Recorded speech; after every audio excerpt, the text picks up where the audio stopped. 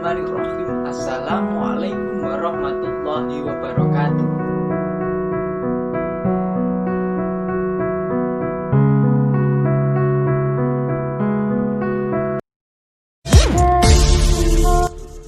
Jumpa lagi di channelnya Muhammad Anwar Rifai.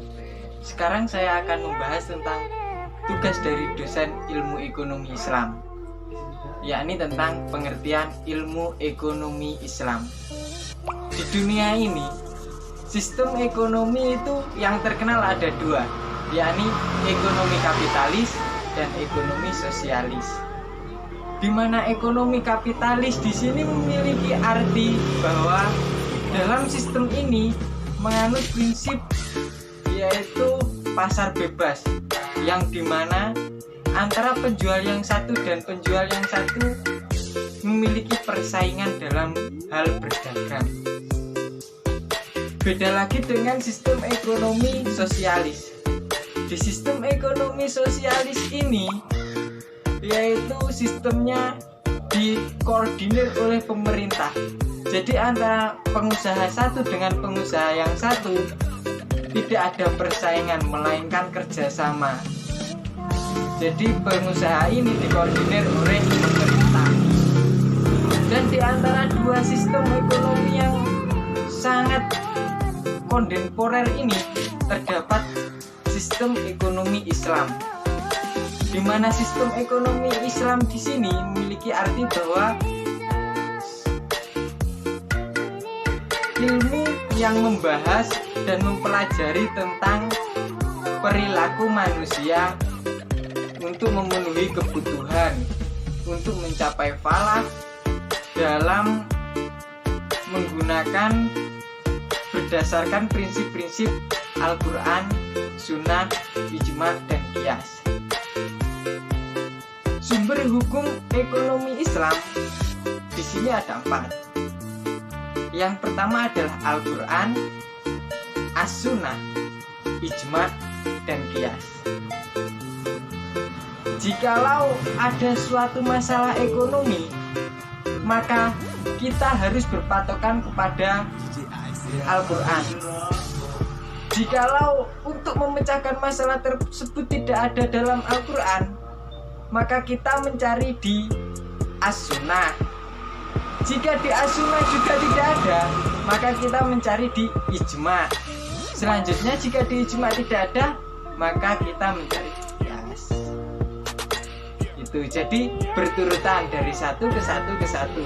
Tidak boleh langsung mencari di Ijma dan Qiyas. Pertama itu harus mencari di Al-Quran dulu. Kalau di Al-Quran ada, kita pakai Al-Quran rujukannya, rujukan hukum.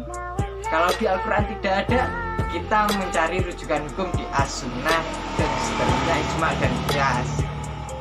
Prinsip-prinsip ekonomi Islam ada pantangan, yakni tidak boleh mengandung maisir, goror, dan riba.